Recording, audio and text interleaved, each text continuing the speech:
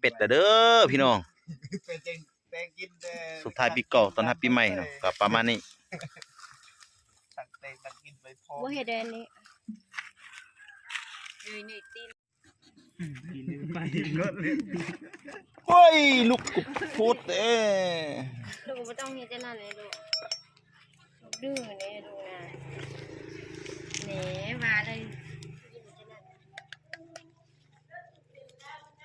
เดี๋ยวนะพี่เสียงเด้แล้วนี่ฮะ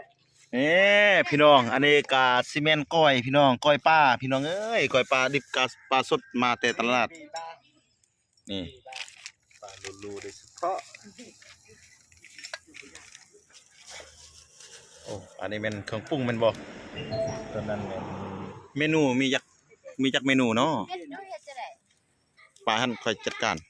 อันเดเลยมีพันป่ามีก้อยป่าแล้วก็เดี๋ยวเราคุยกันมาเลยเป็ดเป็ดกำลังลกเด้อปิ้งเป็ดยังนอนอยู่บนใต้เทื่อเป็ดกำลังนอนอยู่มันตื่นแล้วค่อยปิ้งนี่พี่น้องอันนี้ก็มาจากเมืองนาแลพุ่นเด้อพี่น้องลงน้ำท่าพุ่นแหละนี่ยังบ่มีผัวเทื่อแต่มันมีหลังคาตากแดดนี่หลังคาตากแดดอยู่นี่พี่น้องเนาะใกล้บ่ใกล้มื้อนี้ก็ความสามัคคีสายสัมพันธ์ระหว่างอุดมไส้ลงน้ำท่าอุดมไส้พงศรีพี่น้องเนาะกะเป็นอะไรกะติดตามไปพร้อมๆกันว่าบรรยากาศนั้นจะม่วนหรือว่าบ่ม่วนเนาะพี่น้องเนาะกะสิประมาณนี้เด้ออยู่ที่วังตั้งพี่น้อง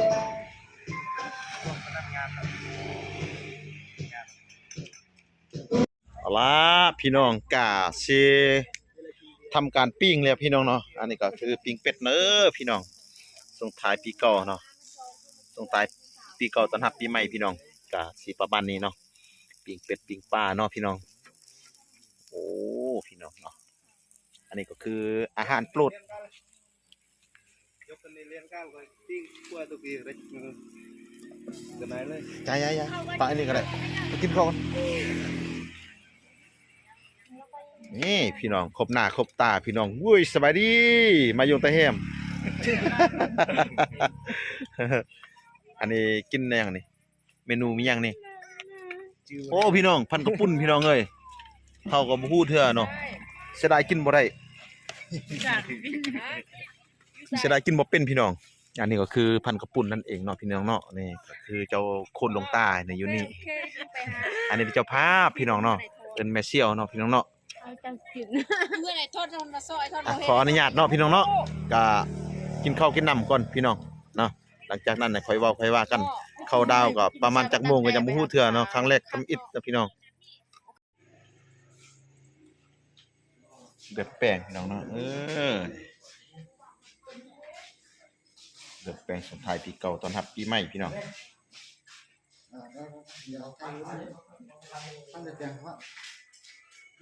สุดยอดพี่น้องอันนี้ก็คือของแท้เนาะพี่น้องเนาะแต่ว่านัดบาดมไส้ก็ยังบ่สร้างเฮ็ดแบบนี้พี่น้องเนาะอันนี้สิมือจากพี่น้องเฮาทางวังวะซ้ำกลางพุ่นแลเนาะทางเมืองแบงเนาะแขวงอุดมไส้พี่น้องอันนี้เพิ่นสำนาญมาเฮ็ดแล้วพี่น้องเนาะก็เลยมาพอเพิ่นเนาะน้องก็รอท่าจัก5นาทีเนาะกะสิกามแล้วก็จะเอานะรับประทานเนาะจังใดแล้วก็ติดตามในการชิมลองเบิ่งว่าหน้าตาของมันในการชิมรสชาติมันจะเป็นยังไงนั้นเนาะพี่น้องติดตามไปพร้อมๆกันเนาะพี่น้องเนาะอันนี้ก็คือเก้าเนาะเก้าเอิ้นว่า5 9เนาะแสดงว่าเอาน้ำปลา5เอาน้ำเก้าพี่น้องเก้าบ่วงเด้อเก้าจองตัวนี้อันนี้ก็อิงตามสูตรเพิ่นเว้านะพี่น้องไป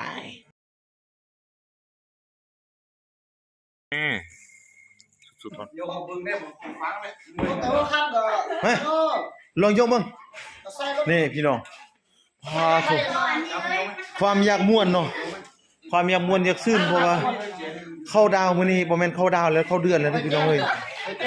สิตายย้อนเข้าเดือนโอ้ย2คนพี่น้องเอาผู้นี้เนาะนัดว่าใส่ลุยตัวนี้หนักสุดพี่น้องสิวางลงก็มันก็บ่อยากให้เฮานั่งลงพี่น้องนี่พี่น้องยกมานี่พุ่น 3-4 คนพุ่นพี่น้องโถยความอยากม่วนมื้อนึงจะลองสตาร์ทเบิ่งเนาะว่าสิดังบ่ล่ะ ถ้ามันบ่ถ้ามันถ้ามันบ่ดังแล้วเฮาจะเอาขึ้นให้เจ้าของเนาะให้เจ้าของมันเบรกขึ้นเองเลยเนาะพี่น้องเนาะเป็นอะไรก็ติดตามต่อไปพี่น้องเนาะรีวิวผู้สาวก่อนผู้สาวสบายดีทักทายสบายดีผู้สาวสบายดีเด้อสบายดีเด้อเจ้าซื้อหยังเนาะนี่งามนี่เนาะพี่น้องเนาะว้ามาแต่มือขวา พี่สลง น้ำโยนี่นะคุณมันต้อง งามเลยเนาะป้า FC อยากต้องการบ่บอกเบอร์มาเลยนี่สาวงาม FC จองรถ FC สิฝากให้เบอร์แม่น178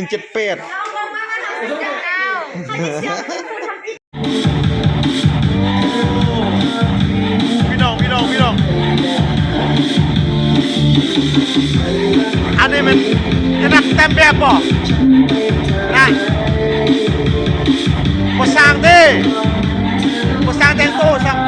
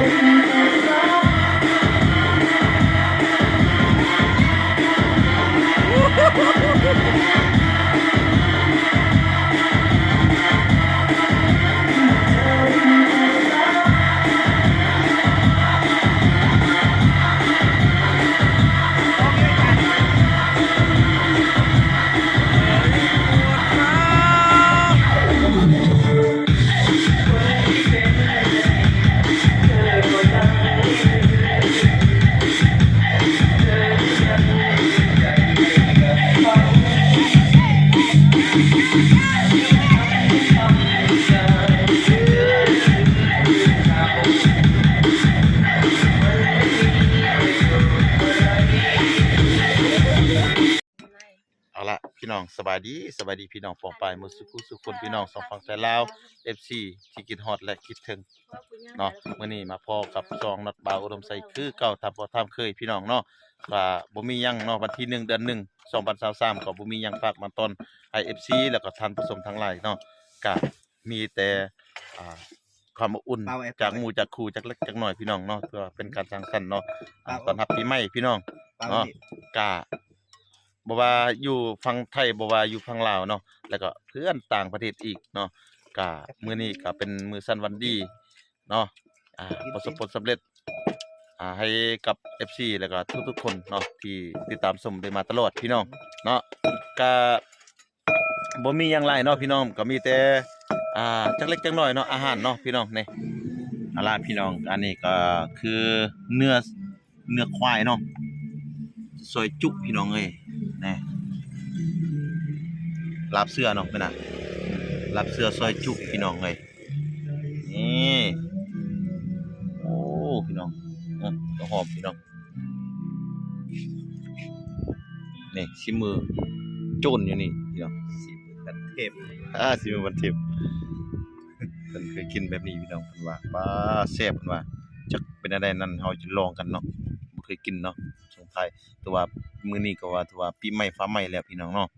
ก็กินลาบกินเลือดเขาว่าเนาะพี่น้องเดี๋ยวนี้ก็ติดตามไปพร้อมๆกันเด้อพี่น้องเด้อสำเร็จแล้วพี่น้องในการปรุงอาหารพี่น้องอันนี้ก็คือซอยเสือพี่น้องเด้อบ่แม่นลาบเสืออันนี้ซอยเสือและลาบเสือพี่น้องเนาะก็สักประมาณนี้พี่น้องกาซิมบ่ล่ะสิลองซิมให้เบิ่งเด้อพี่น้องนี่พี่น้องบ่เคยกินจักเทื่อลอง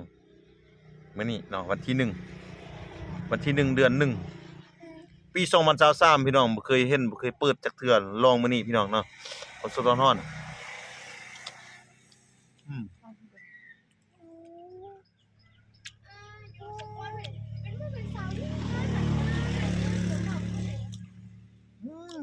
สุดยอดอยู่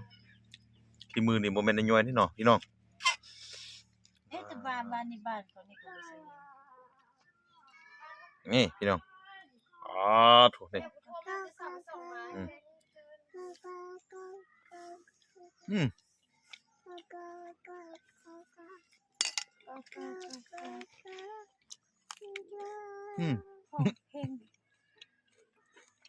หมุนอ่ะของเสียงหมุนอ่ะ อ๋อเสียบพี่น้องเอ้ย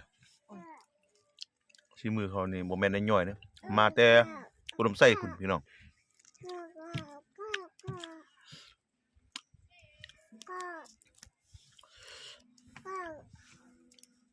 อุ้ยอุ้ย อันนี้กินหมดป่าเลยเนอะหน่อย เอาอันมะเขือใส่พอเห็ดกับมะนาว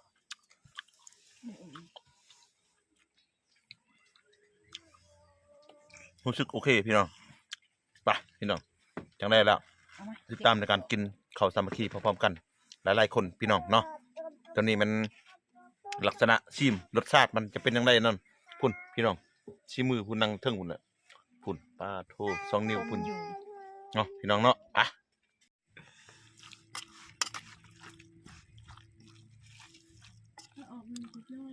สดๆฮ้อนๆทั้งนั้นพี่น้องเฮ้ยยามใดจะพอหน้าพอตาแบบนี้พี่น้องอันนี้คือหน้าตาพิเศษถ้าบ่แม่นวันที่1 เดือน 1นี่คือว่าสิบ่พอหน้าตาแบบนี้พี่น้องเนาะสุดๆฮ้อนๆพี่น้องเอ้ยปาดโถนี่พี่น้องปาดโถใส่เสื้อใส่เพียพี่น้องโถสุดๆฮ้อนๆพี่น้องเอ้ยสุดยอดพี่น้องนี่โถยกเป็นตุกมาเลยตักใส่นี่ตัวเป็น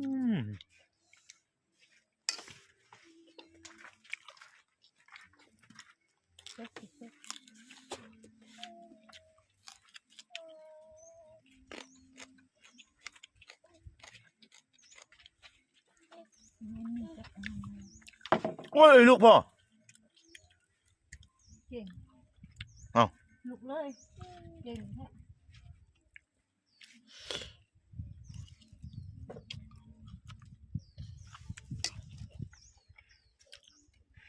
เอาล่ะพี่น้องเนาะก็ขออนุญาตเนาะกินข้าวกินน้ำก่อนเด้อพี่น้องเนาะหลังจากนั้นน่ะค่อยว่ากันเนาะ มาเด้อกินข้าวนำกันเด้อ ปาโถเสียงคอดีแท้เนาะพี่น้องเอาล่ะ พี่น้องห่างไปทีเรียบร้อยแล้วพี่น้องเนาะนี่ ม่อน โอ้สุดยอดพี่น้อง หน้ากูแห้งหาย ผมความฟู อันนี้ก็คือ ให้อันตุไป แกงอ้อมพี่น้อง ตัด เนาะ ราคา อันนี้ก็สิแม่น อาจารย์สุวรรณตุ ลาบเสือ อาจารย์สุวรรณ สุกพี่น้อง ตุจิกลับ อัน บ้า นี้ก็จะแม่นลาบเสือดิบพี่น้องเนาะ ได้แล้วก่อน พี่น้องมาเด้อปีใหม่ฟ้าใหม่พี่น้องอยู่เย็นเป็นสุขพี่น้องนี่ก็บ่ไกล กินข้าวบ้าน อันนี้ เนาะ น้องนางสาวบ่ดอยพี่น้องเนาะ มาเด้อทุกคนเอ้ยบ่แม่นสวัสดีปีใหม่มาเด้อทุกคนกินข้าวน้ำ อันนี้ก็เอิ้นทางเป็นแม่เสี่ยวพี่น้องอันนี้2คนนี่เป็นเสี่ยวกันพี่น้องเนาะแล้วเฮานี่คนรอเฮาอยู่ทางพี่นี่เสี่ยวเฮาคือกันพี่น้องเกิดมาชาตินี้ตั้งรอพี่น้องไปใน FC แลนด์นี่หมดพี่น้องฝากความเป็นห่วงเป็นใยนำเด้อพี่น้องพาใหม่ปีใหม่พาใหม่พี่น้องก็ฝากถึงFC ทุกคนเนาะจงมีสุขภาพแข็งแรงพี่น้องเนาะปีใหม่ฟ้าใหม่ขอให้ร่ำขอให้รวยพี่น้องอายุยืนยาวฮอด200 ปีพุ่นแหละเนาะพี่น้องนะมาเด้อพี่น้องมากินข้าวสามัคคีพร้อมๆกันพี่น้องเนาะปีใหม่ฟ้าใหม่วันที่1 เดือน 1พี่น้อง2023กันแล้วพี่น้องมื้อนี้ก็บ่มีหยังมาฝากมาต้อนให้ FC เฮาก็มีแต่ลาบเสื้อเบาๆแบบนี้พี่น้องเนาะกินกับหมู่กับครูสังสรรค์เพื่อเป็นสิริมงคลปีใหม่พี่น้องเนาะก็ถึงว่าบ่รู้ลาก็อย่าเนาะแต่ว่าเฮามีน้อยเฮากินตามน้อยพี่น้องงบช่วงนี้นี่งบประหยัดบ่มีพี่น้อง โอ้อยากกินโลลาแต่ว่าบ่มีพี่น้องเนาะอดใจรอก่อนถึกเลขก่อนถึกหวยลอตเตอรี่ก่อนพี่น้อง เอาล่ะพี่น้องเนาะสุดท้ายนี้นัดเป่าอุดมไซกะสิลาท่านผู้ชมไปก่อนเนาะก็เกี่ยวกับคลิปส่งท้ายปีเก่าต้อนรับปีใหม่นั่นเองเนาะพี่น้องเนาะก็วันที่1 เดือน 1 ปี 2023ขอให้ทุกท่านทุกเส้นทางพี่น้องเนาะ FC ทั้งหลายจงมีสุขภาพแข็งแรงพี่น้องความเจ็บอย่าให้ได้ความไข้อย่าให้มีเนาะร่ำรวยเนาะมูลมั่งคั่งพี่น้องเด้อเนาะก็มีแต่สุขกายสบายใจเนาะปรารถนาเนาะให้ได้แต่สิ่งรวยๆสิ่งล้ำๆต่อไปพี่น้องเนาะสถานีนัดบ่าวอารมณ์ไสก็บ่มีหยังฝากหยังต้อนเนาะก็มีแต่กล่าวคำว่าสบายดีขอบคุณมากครับเจอกันในคลิปต่อไปพี่น้องเนาะบ๊ายบาย